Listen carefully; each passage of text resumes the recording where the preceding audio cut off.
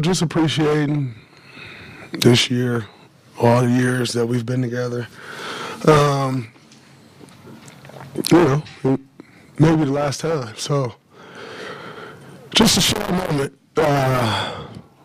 was good. Draymond, can you imagine like Steve as your coach? No, I couldn't. Oh man, that beer got me.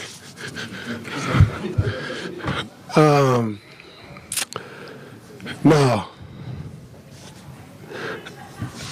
I think one of the biggest blessings as far as my career has gone is being able to be in one place. I've had the same coach for 12 years. Obviously, Coach Jackson for 2. But I'm not really someone who likes things to change. I like pretty vanilla status quo. Keep things the same.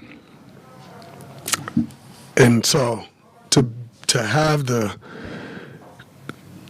situation that I've had has been incredible for me because I just don't deal with change well. I don't love it. So, no, I don't want to think about that. I hope that's not the case. But we'll see what happens. Yeah, Steve, in here made it pretty clear it's definitely up in the air as far as he's concerned. He's going to talk with Joe and Mike maybe after a week or so. Are you worried that this is it for Steve coaching you guys? Yeah. I think it would be pretty crazy not to think that's a possibility. What I will say is I think, most coaches don't coach on the last year of a contract.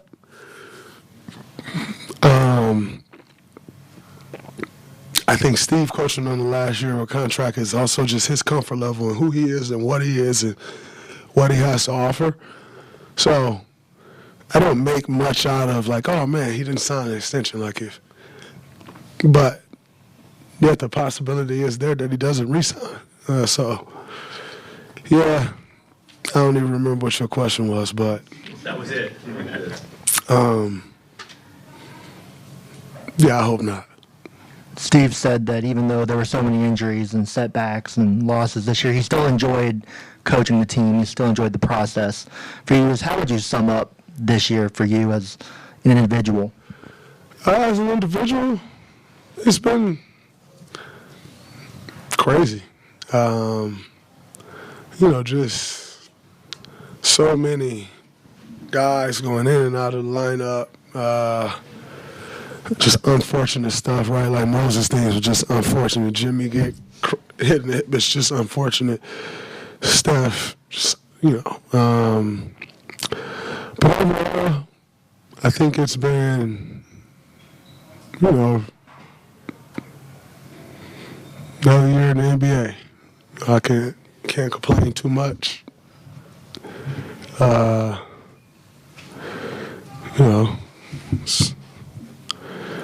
It's not the worst. There's people dealing with so much worse. We get to walk in that building every day, dribble a basketball, make a great living. My kids are growing like crazy. They're doing great. Got a new little one. He's great. So shit ain't really, stuff ain't really as bad as it seems. It's never as bad as it seems. It's never as good as it seems.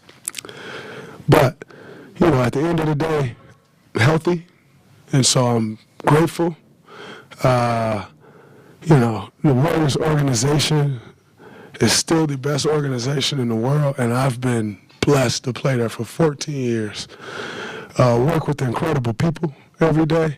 So, overall, I would say individually, it's been a good year for me. I've gotten a chance to work with some of the best people in the world at what they do for another year.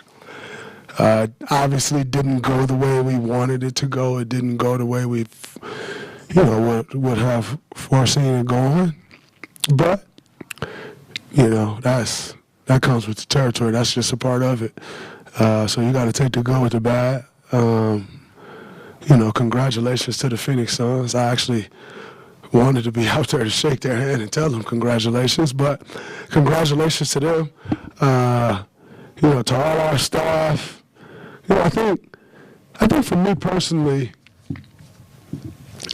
I hate losing, obviously, but the more you win, the more you take care of the people that take care of you in these buildings.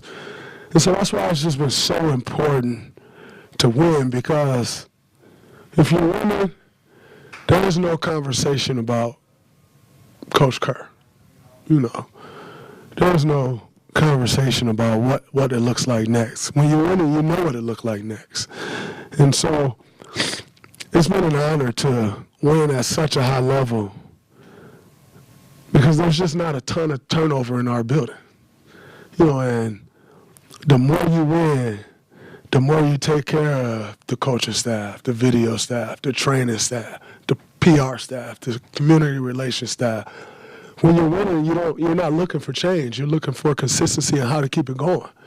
And so I think if there's anything that bothers me from this season, it's just that we haven't won at a high enough level to take care of the people who takes care of us on a daily. And so you leave them kind of in a situation like, man, I don't know what it looks like for me next. For us, we go on, we play basketball. Maybe you're here, maybe you're there next year. But for everybody who works with us, I don't think anyone ever takes that into consideration. And that's the thing that, when it all looks bad, that's the thing that keeps Steph Curry coming back. Like, oh, yo, I'm going to get us a go, because you take care of so many people when you're doing this. And so I'd say it's been overall that part sucks. That we didn't quite lock in the people that helps us on a daily basis. And I'm forever grateful for those people. Some of those people I've worked with for 14 years. Some of them 12, some of them 10. And like the best feeling in the world, man, is like being able to take care of them. The best feeling in the world is getting a playoff bonus and slicing a piece of that to give to them. Man, you win a championship. Some of the playoff bonuses we slice to give out, it's life-changing money for people. And so not being able to do that, I think, is what bothers me more than anything. Like, I've won 4 championships. If I don't ever win another one, I won 4 more than most, or 3 more than a lot of people, 2 more than a bunch of people, 1 more than most people. But just being able to take care of the people that help us, I think, is the shittiest part of this year. We've talked to you some in the lead up to that season ending, but just what's your current thought on your future? Yeah, I don't know. I'm not retiring from basketball, though. I still love to play. I think I'm still pretty decent.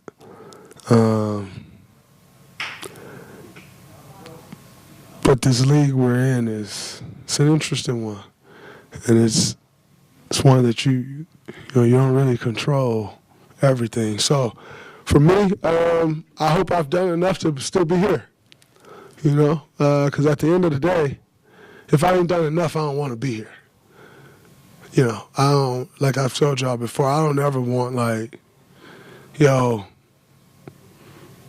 we just gonna keep him around because what he's done before. Like, what can I still do? And by the way, that's not just playing, right? Like, that's leadership, that's helping bring the young guys along, that's helping move the organization forward. Like, so,